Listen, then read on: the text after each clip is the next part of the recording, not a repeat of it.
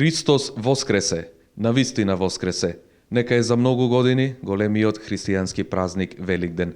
Почитувани гледачи, по тридневното празнување на големиот христијански празник Великден, со отец Александар Крстановски продолжуваме да зборуваме за сите оние особености и недели кои што следуваат токму по оваа недела, односно по великденското одбележување. Отец Крстановски, моето прво прашање до вас ќе биде на кои настани и личности се посветени неделите кои што следуваат после неделата, односно Воскресението Христово. Христос воскресе, навистина воскресе. Честити празници, ги поздравувам гледачите на телевизија Мега.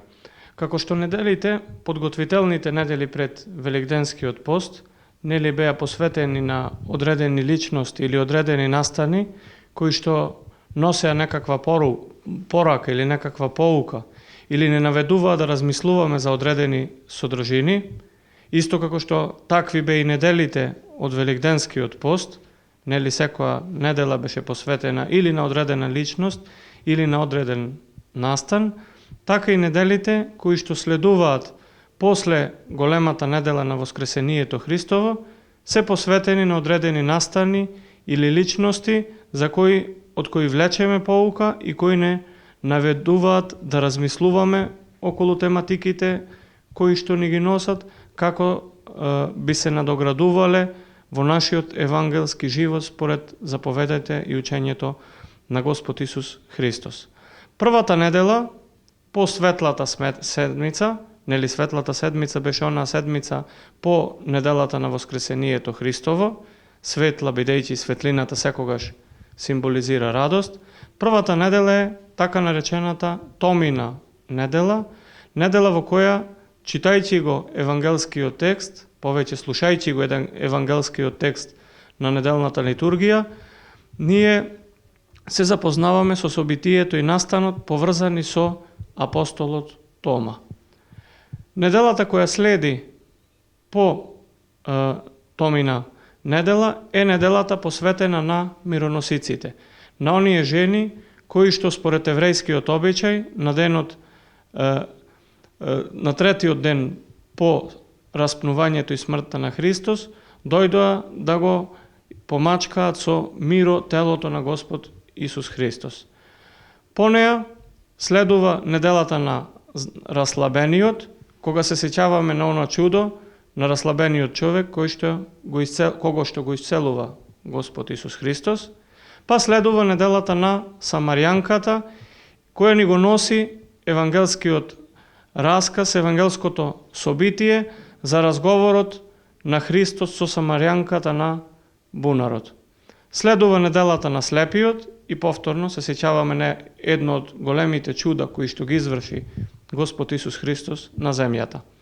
По оваа недела е празникот Спасовден, како што знаат православните христијани, празникот посветен на вознесението на Господ Исус Христос на небесата, нели 40 дена по неговото воскресение. Всушност и до овој ден Спасовден ние се поздравуваме со поздравот Христос воскресе. Потоа следува неделата посветена на светите отци, за на 50-тиот ден по Воскресението Христово да го одбележиме празникот Педесетница или слегување на Светиот Дух врз апостолите, или Духовден, или уште празник кој што го нарекуваме Роден ден на Црквата. Понатаму неделите кои што следат се бројат како прва недела по Педесетница, втора недела по Педесетница, трета недела по Педесетница и така натаму.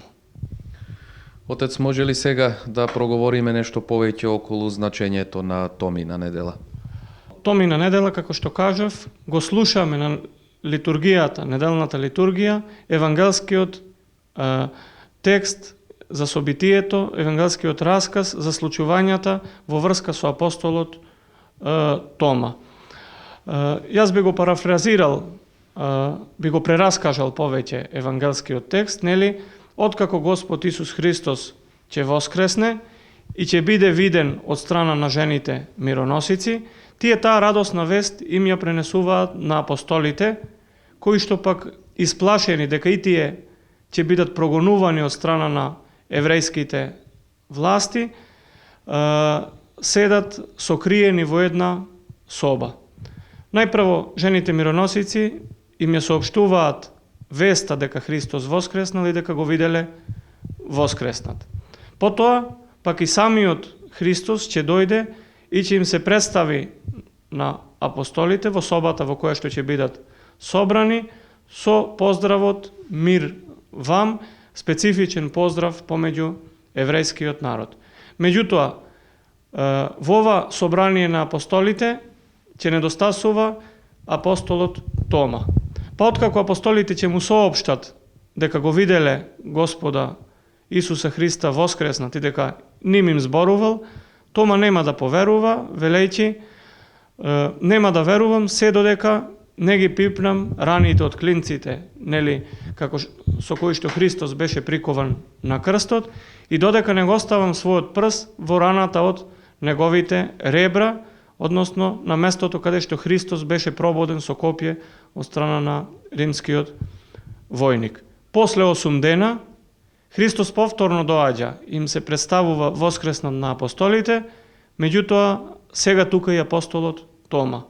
На тоа Тома ќе изреагира со зборовите Господ мој и Бог мој, во знак дека веќе верува во Христовото воскресение. Тогаш Христос му ги кажува оние познати евангелски зборови: ти поверува бидејќи ме виде, но блажени се тие кои што не ме виделе, а поверувале. Тука се поставува на големо прашање што е тоа вера и која е разликата помеѓу верата и знаењето. Дали кога нешто веќе знаеме, тоа можеме да го наречеме вера, а Бог од нас бара вера.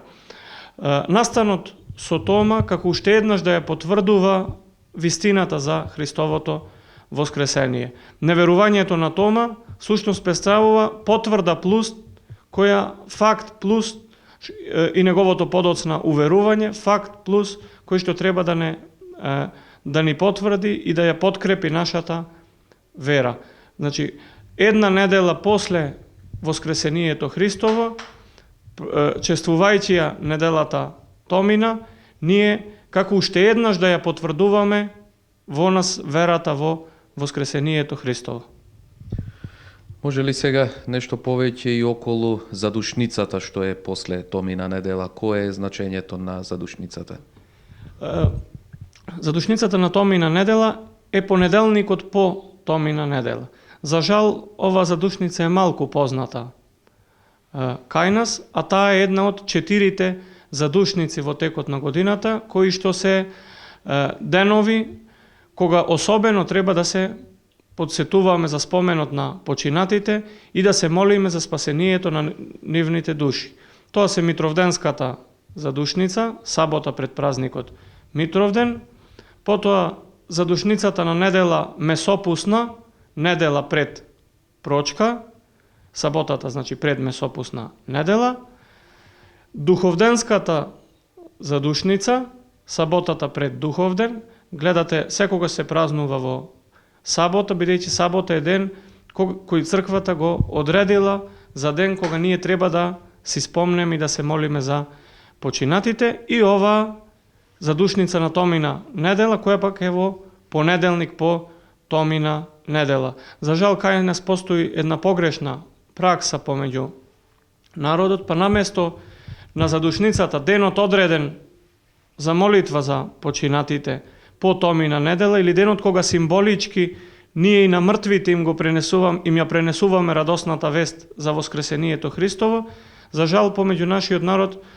постои една неправилна, погрешна пракса да се оди на гробовите на починатите на самиот ден, Великден, ден кога ние наместо да одиме на гробовите треба да го прославуваме Христовото воскресение со нашето учество на Великденската литургија и пред се со активното учество во литургијата, живото учество во литургијата, преку учеството во Евхаристијата, причестувањето, соединувањето со воскреснатиот Господ Исус Христос. Додека уште еднаш повторувам, на ова задушница на Томина недела, тоест понеделникот по Томина недела, ние символички на починатите им ја носиме радосната вест дека Христос воскресна, а со тоа ни го отвори и патот за наше лично воскресение.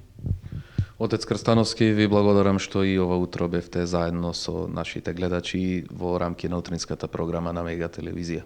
Ви благодарам за поканата. Почитувани гледачи, имавте можност да го проследите разговорот со отец Александар Крстановски околу значењето на Томина недела и како што и самиот отец кажа, со православниот поздрав Христос воскресе, навистина воскресе, ќе се поздравуваме ние православните христијани се до празникот Спасовден.